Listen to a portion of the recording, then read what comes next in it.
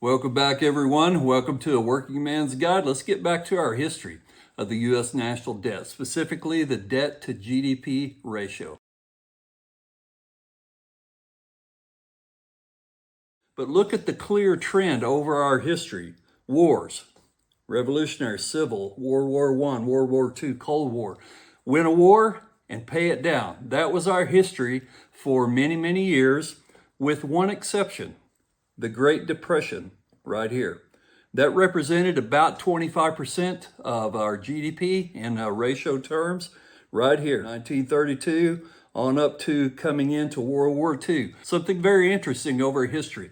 We only used debt to win wars, and then we would pay it down, with that one exception, the Great Depression right here. That was about a 25 percentage point spread. And I'm going to make some very clear statements about policy. The increase in spending was an abysmal failure. That did not end the Great Depression. It dragged on for almost a full decade, a full 9 years.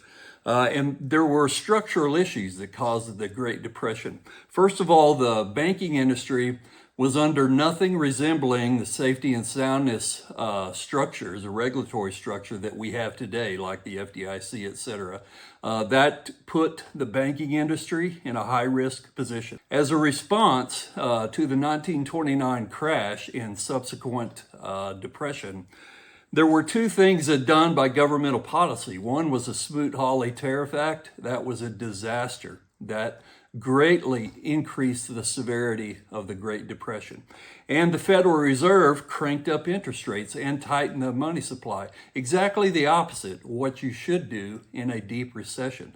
Those things guaranteed the continuance of the Great Depression, caused it and made it far worse than it should have been. So the Great Depression was not solved by federal spending.